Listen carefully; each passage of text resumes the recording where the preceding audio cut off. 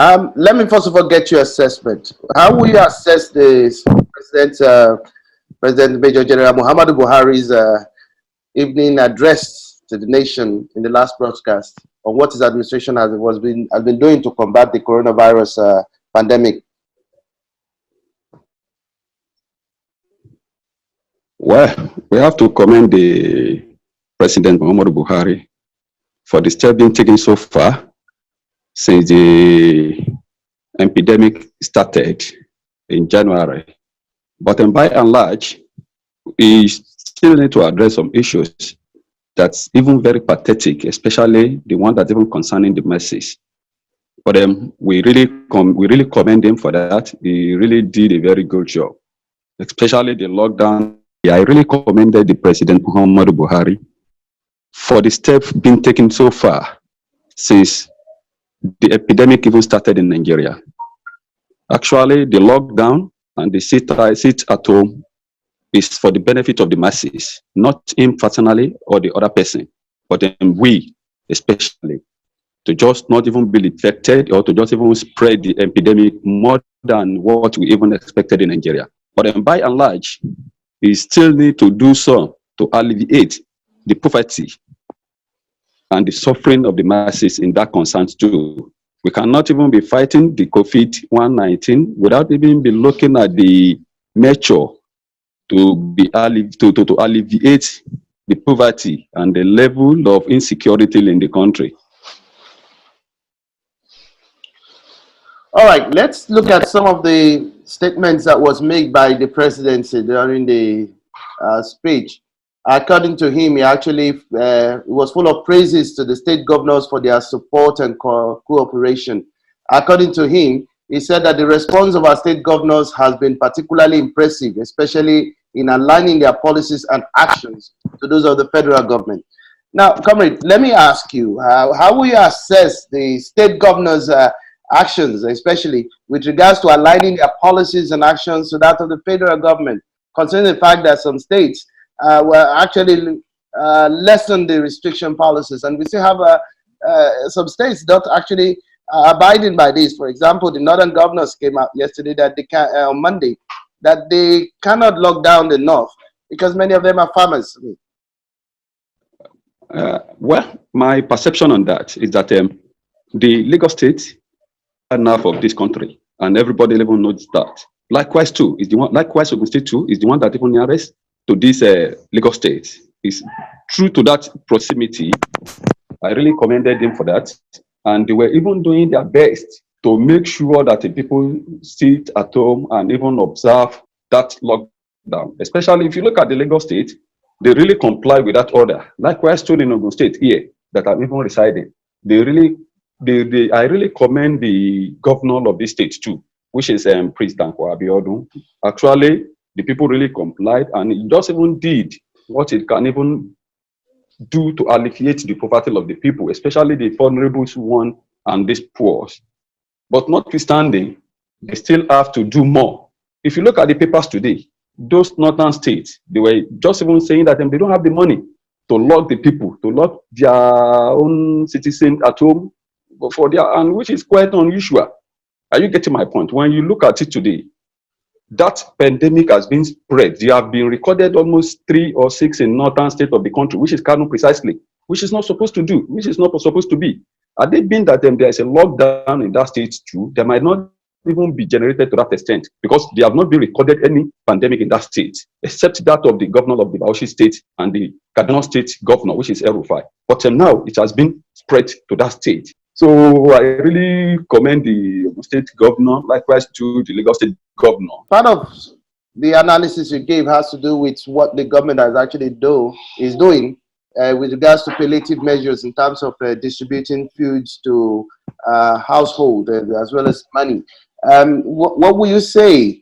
I mean, has the government been more proactive as far as this is concerned in terms of accountability with regards to palliative measures being, for example, social media is rife with a lot of videos showing people scampering for food, hijacking food and stealing food from trucks and all the rest of them.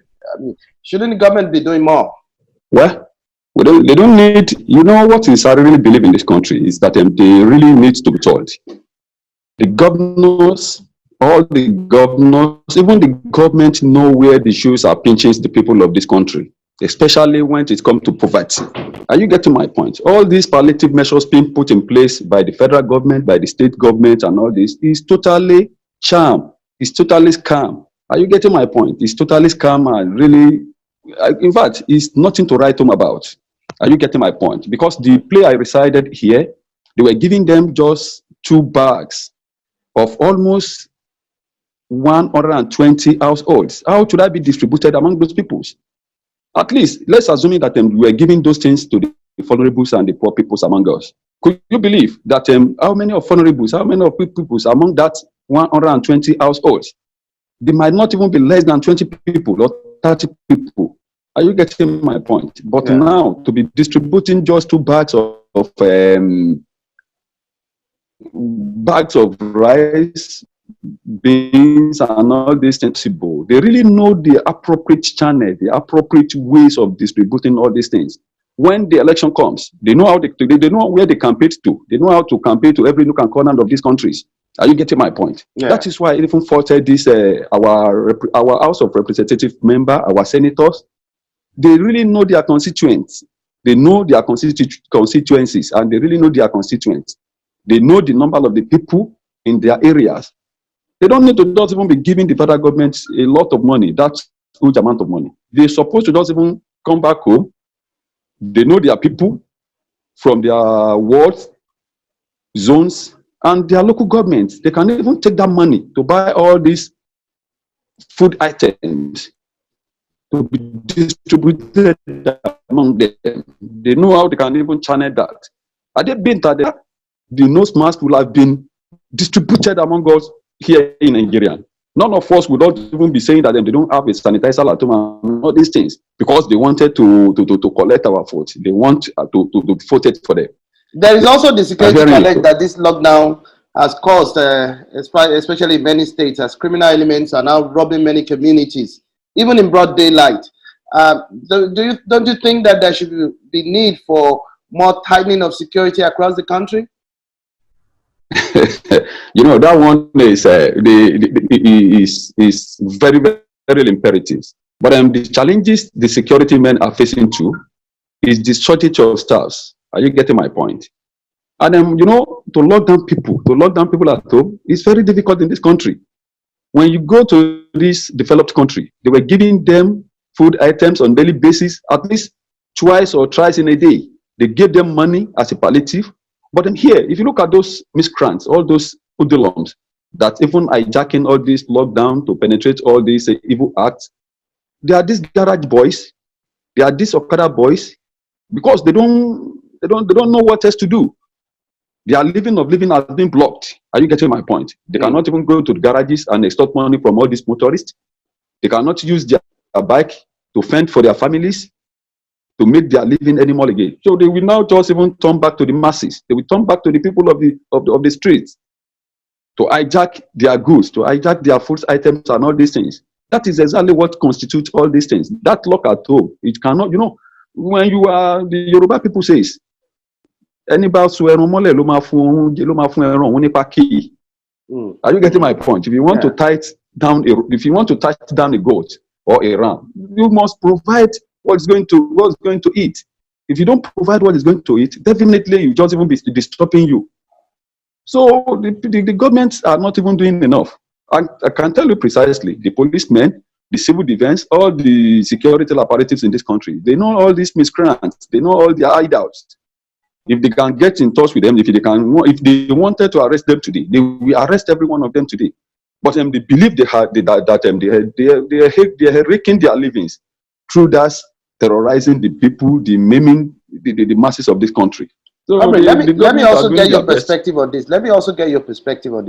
Many have also asked why the Amotekun corps that was recently launched in the southwest are not making visible attempt at assisting the police and other security agencies in curbing the increased incidence of criminal activities in recent times. What's your view on this? What's your take on this? Actually, if you look at that Amotekun, Are you getting my point? They have not been signed into law by all these governors. Most of the bills are still before the House of Assemblies. And even before, even the one that been signed by the assembly, it has not been assent by their state governors. Like I'm talking to you now, the Ogun State governor has not been assent to that bill. Likewise to the Oyo State, the Osun State. So it will be very difficult now to just even say that Amotekun will just even bail them out. We don't even know who even comprises of these Amotekuns. Who trained them?